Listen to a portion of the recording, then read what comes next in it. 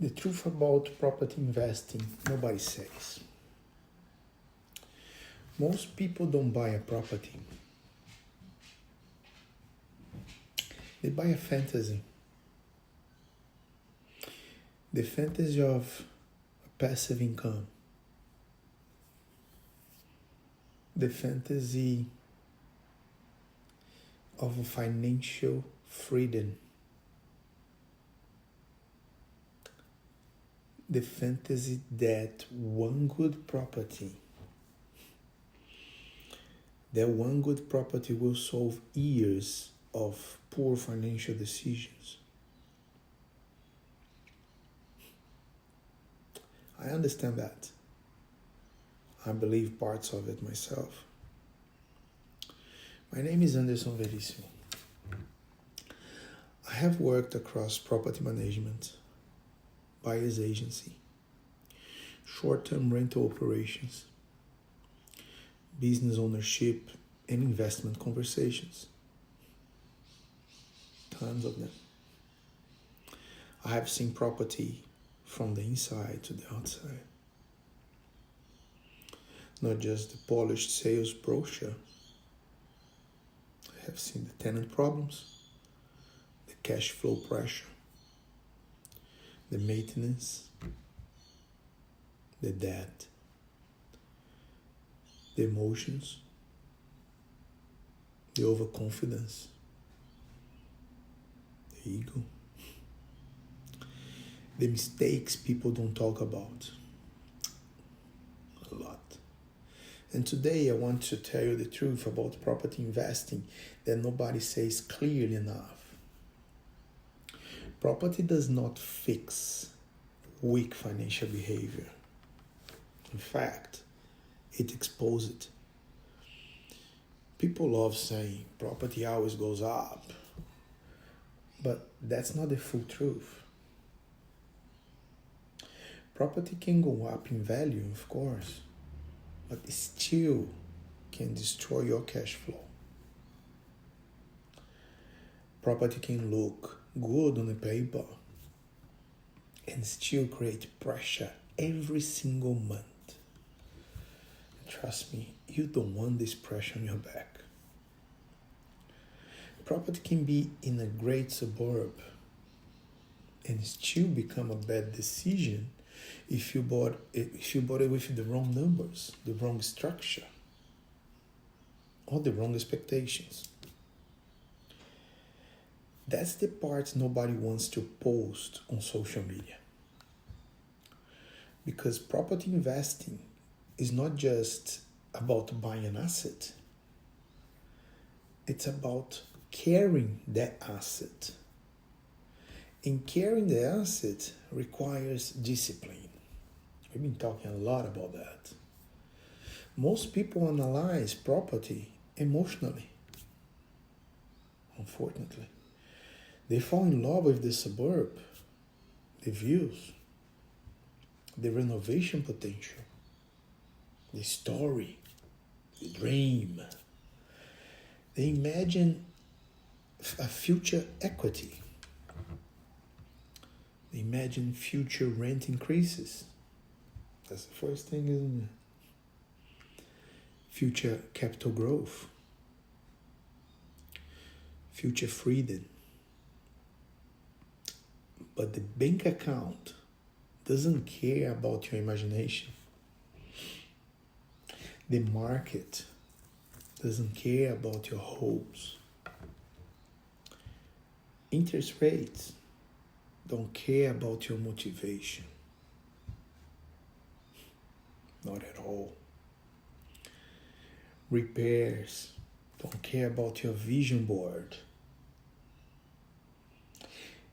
Reality always shows up, no matter what the circumstances. And when reality shows up, weak assumptions become expensive. The first truth is this: you don't make money when you buy a property.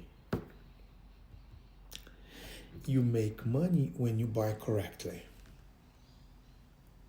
There is a massive difference. Buying property is easy. Buying well is hard. Buying under pressure is dangerous.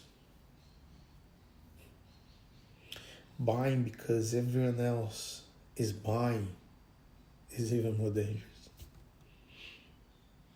Buying because you're scared of missing out is dangerous.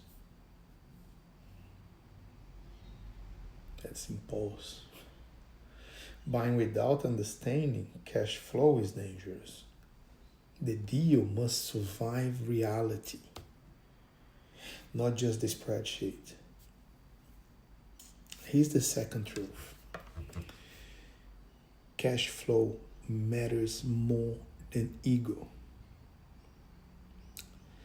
A lot of people want to own impressive properties, having impressive portfolios. But impressive does not always mean intelligent.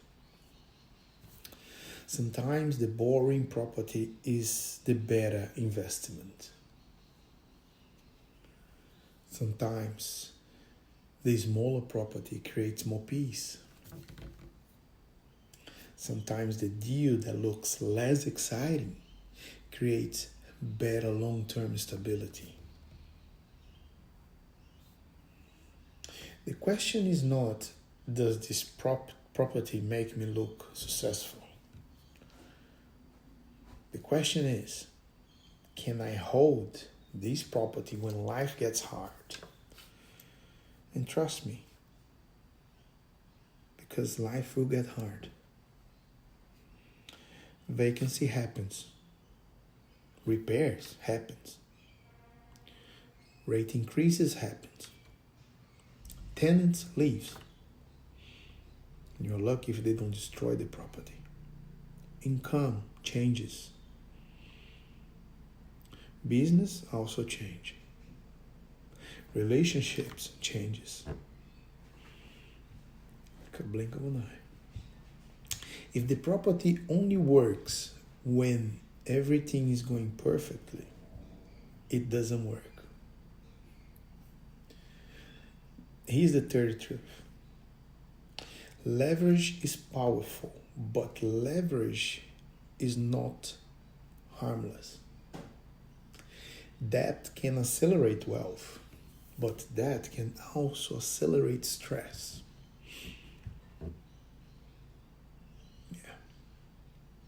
A lot of nights not sleeping. The same loan that helps you control an asset can become the pressure that controls your life. Most people talk about leverage when the market is rising. Very few talk about leverage when the income drops, when interest rates move, when cash reserves disappear,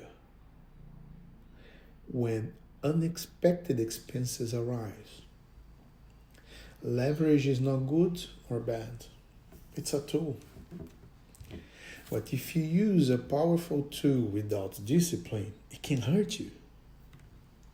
Here's the fourth truth.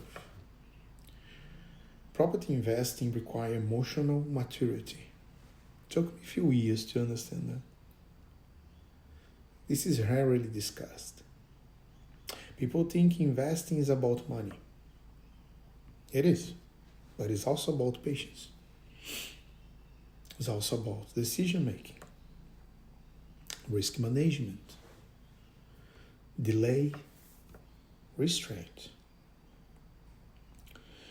emotional control. You need to be able to say no. You need to walk away from deals that look exciting. You need to ignore people who are making noise. They are the big ones. You need to separate opportunity from pressure. Because a bad decision can follow you for years. Yes.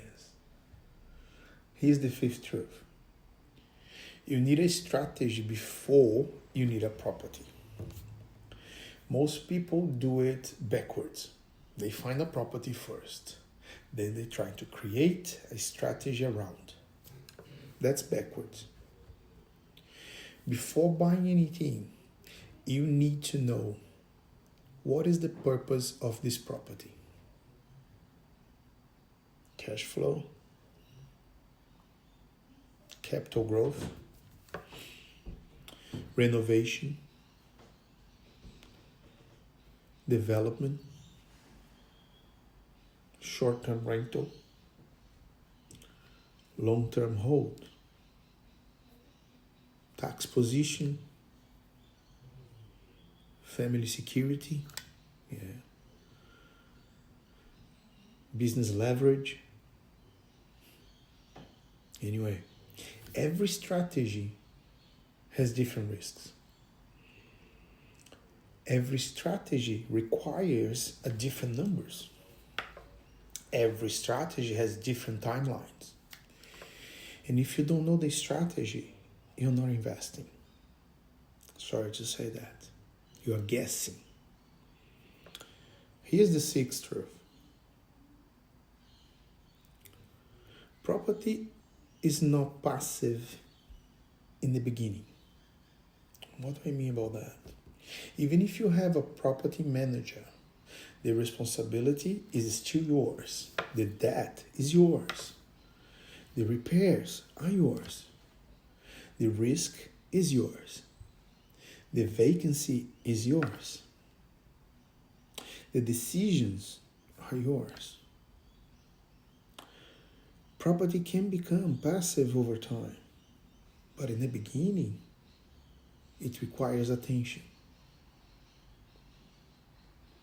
Requires systems, cash buffers, due diligence, management, good decisions, definitely. Calling a property a passive income too early is one of the biggest traps in the industry. And here's the final truth. Property investing rewards the patient. The one who has the patience, and punishes the one who is emotional. If you're trying to get rich quickly, property can hurt you. If you're trying to look successful, property can expose you. If you're buying because you are desperate, property can trap you. But if you approach property with the discipline, the clarity, the structure, the long-term vision, and the time, it can become one of the most powerful wealth-building tools available. The difference is not the property. The difference is the investor. Today, I look at property differently. I don't ask how much can this make. I ask, can this survive pressure? Can it survive vacancy? Can it survive higher rates? Can it survive repairs? Can it survive a bad year? Because they come. Can I hold without destroying my peace? Can I hold without not being able to sleep? Having problems with the family? Because a good investment should strengthen your life, not turn your life into a prison. If you think about property investing, slow down.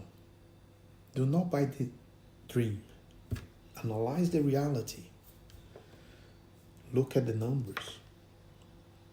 Look at the downside. What I usually call reverse engineering. Look at the holding costs. Look at the strategy. Look at your own behavior. because property doesn't forgive emotional decisions quickly. And sometimes the best property decision is not buying.